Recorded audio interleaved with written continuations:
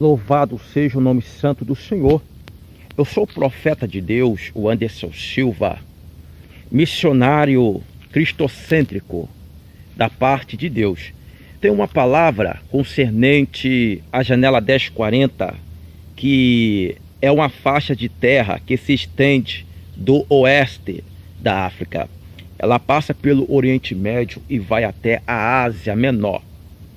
Veja bem, existe 2 bilhões de pessoas, 2 bilhões e 400 milhões de pessoas, 2 bilhões e 400 milhões de pessoas perdidas na Terra, perdidas em suas religiões. Esses 2 bilhões e 400 milhões de pessoas nunca ouviram sequer falar do nome de Jesus Cristo.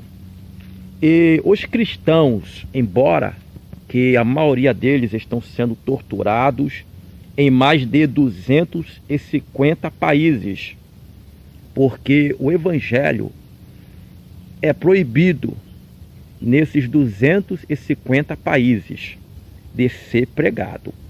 E muitos cristãos têm sido torturados, mas não têm negado Jesus Cristo. Eles têm sido torturados e condenados à morte. Muitos cristãos queimados vivos. Muitos cristãos têm sido mortos de várias maneiras, mas não têm negado Jesus Cristo.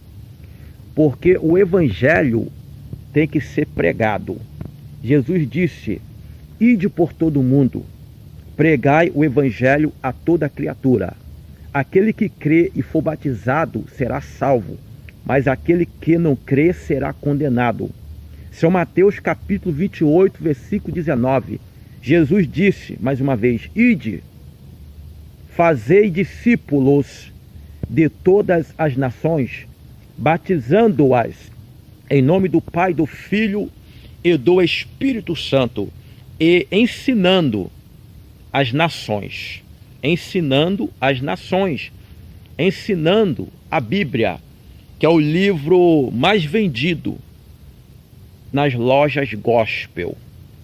A palavra de Deus que contém o caráter de Deus.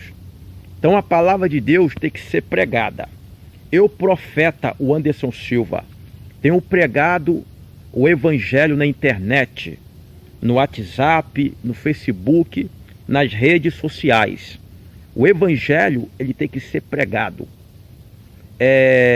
Em meio às torturas, em meio